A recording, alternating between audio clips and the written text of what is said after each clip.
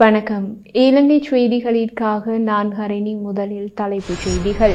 இலங்கையில் உள்நாட்டு விமான சேவைகளை அதிகரிப்பதற்கான திட்டங்கள் தயாரிக்கப்பட்டு வருவதாக அரசாங்கம் அறிவிப்பு.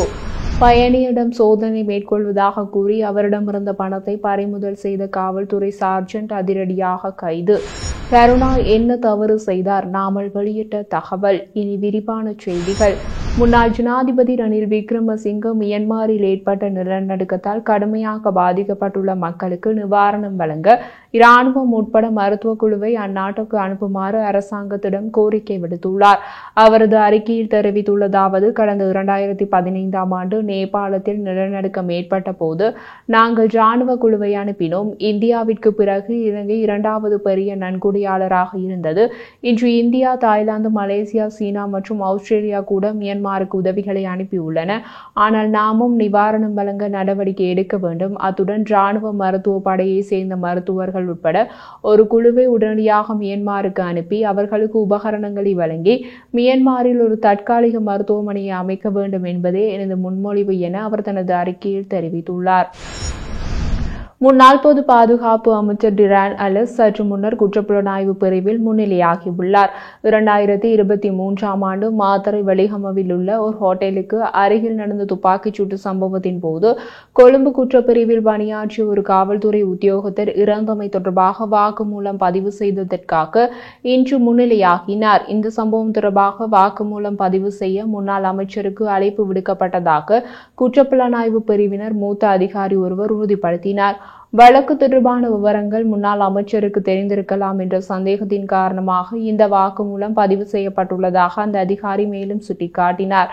டிசம்பர் 31, 2023 அன்று மாத்தறை வெலிகமவின் பெலேன பகுதியில் உள்ள W50 ஹோட்டலுக்கு முன்னால் நடந்த துப்பாக்கிச்சூட்டு சம்பவத்தில் கொழும்பு குற்றப்பிரிவை சேர்ந்த ஒரு காவல்துறை உத்தியோகத்தர் உயிரிழந்திருந்தார். அத்துடன் இந்த சம்பவம் தொடர்பாக தேசபந்து தென்னக்கோன் உள்ளிட்ட 8 பேர் கைது செய்யப்பட்டுள்ளமை குறிப்பிடத்தக்கது.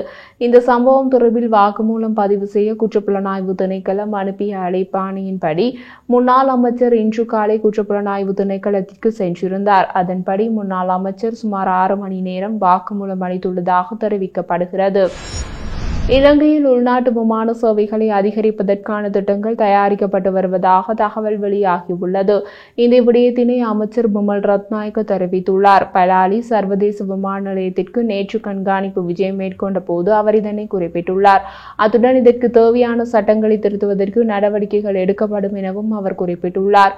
உள்நாட்டு சுற்றுலா பயணிகளை ஊக்குவிப்பதற்கான உள்நாட்டு விமானங்களை விரிவுபடுத்த உள்ளதாகவும் அதற்கேற்ப தேவையான சட்டங்களை திருத்துவதற்கு தேவையான நடவடிக்கைகள் எடுக்கப்படும் எனவும் அவர் சுட்டிக்காட்டினார். அப்படி நடந்தால் இலங்கையில் உள்ள தனியார் விமான உரிமையாளர்கள் மற்றும் நிறுவனங்கள் இங்கு விமானங்களை கொண்டு வர முடியும் என்று நம்புவதாகவும் அவர் மக்களுக்கு சேவை செய்யும் போது லாபம் ஈட்ட முடியும் எனவும் தெரிவித்தார். பயணியிடம் சோதனை மேற்கொள்வதாக கூறி அவரிடமிருந்த பணத்தை பறிமுதல் செய்த காவல்துறை சார்ஜென்ட் ஒருவர் கைது செய்யப்பட்டுள்ளார். தெனியாய பேருந்து நிலையத்தில் பேருந்துக்காக காத்திருந்த பயணி ஒருவர் திருத்த சம்பவம் தொடர்பில் தொடர்புடையவர் என சந்தேகத்தின் பேரில் சோதனை செய்வதாக கூறி அவரிடமிருந்த 21,540 ரூபாய் பணத்தை பறிமுதல் செய்துள்ளதாக குறித்த காவல்துறை சார்ஜென்ட் மீது முறைப்பாடு அளிக்கப்பட்டுள்ளது. இந்த சந்தேக நபர் காவல்துறை சார்ஜென்ட் தெனியாய காவல்துறையினரால் கைது செய்யப்பட்டார். தெனியாய காவல் நிலையத்தில் பணிபுரியும் குறித்த சார்ஜென்ட் இரவு நேர பாதுகாப்பு பணியில் ஈடுபட்டிருந்த போதே இந்த சம்பவம் இடம்பெற்றுள்ளதாக தெரிவிக்கப்படுகின்றது. சம்பவம் தொடர்பாக மேலதிக விசாரணைகளை தெனியாய காவல்துறையினர் மேற்கொண்டு வருகின்றனர்.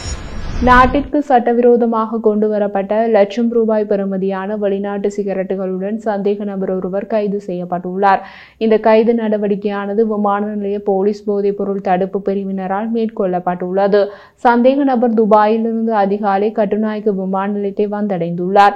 இதன்போது போலீஸ் போதைப் பொருள் தடுப்பு பிரிவினரால் மேற்கொள்ளப்பட்ட சோதனையில் சந்தேக நபர் கொண்டு வந்த பயண பொதிகளிலிருந்து 40 லட்சம் ரூபாய் பெறுமதியான 20,000 வெளிநாட்டு சிகரெட்டுகள் கைப்பற்றப்பட்டுள்ளன. அத்துடன் இது தொடர்பான மேலதிக விசாரணைகளை விமான நிலைய போலீஸ் போதைப் பொருள் தடுப்பு பிரிவினர் மேற்கொண்டு வருகின்றனர். ஸ்ரீலங்கா பொதுஜன பெரமுனவின் தேசிய அமைப்பாளர் நாமல் ராஜபக்ஷ கூறிய போது, நாட்காலியில் உட்கார்ந்து கொண்டு தேசிய பாதுகாப்பு குறித்து எங்களுக்கு பாடம் சொல்ல வரும் அரசாங்க அமைச்சர் ஒன்று கூறும்போது விமானப்படை மற்றொன்று கூறுகிறது. இது நாட்டின் தேசிய பாதுகாப்பு எந்த நிலையில் உள்ளது என்பதை தெளிவாக காட்டுகிறது என தெரிவித்துள்ளார். அவர் மேலும் தெரிவித்த போது, இன்று அதிவேக நெடுஞ்சாலையை நாங்கள் கட்டிய போது அதற்கு எதிராக விமர்சனம் செய்தவர்கள் இன்று மாத்தறை கூட்டங்களுக்கு அதே அதிவேக நெடுஞ்சாலை தான் வருகிறார்கள். அதனுடன் 30 வருட போரை முடிவுக்கு கொண்டு வர தலைமை தாங்கி கட்டளையிட்டவர் மஹிந்த ராஜபக்ஷ தான். போரில் ஏதேனும் தவறு நடந்திருந்தால் தலைமை தாங்கியவரிடம் கேட்பதற்கு பதிலாக இராணுவ வீரர்களை தாக்குவதன் மூலம் இங்கு இடம்பெறுகின்றது. இந்த நிலையில் கருணா அம்மான் அன்று செய்த தவறு விடுதலை புலிகள் அமைப்பிலிருந்து விலகியதுதான். அன்று விடுதலை புலிகள் அமைப்பும் ஜேவிபியும் செய்தவற்றை மறந்துவிட்டு இன்று இராணுவ வீரர்களை தாக்க முயற்சிக்கிறார்கள். எங்களுக்கு சவால்களை எதிர்கொள்ள முடியும். நாங்கள் அவற்றை எதிர்கொண்டு உள்ளோம். வெகு விரைவில் மக்கள் ஆதரவுடன் ஒரு அரசாங்கத்தை உருவாக்குவோம் என்று குறிப்பிட்டுள்ளார்.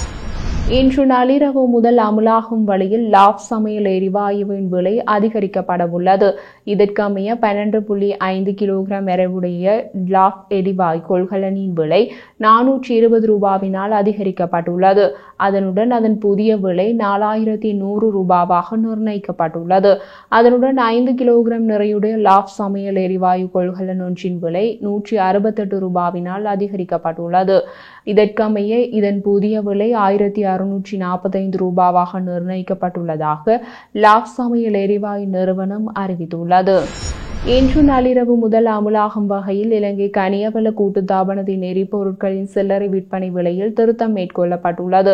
இதன்படி ஆக்டோன் 92 ரக பெட்ரோல் லீட்டர் ஒன்றின் விலை 10 ரூபாவினால் குறைக்கப்பட்டுள்ளது.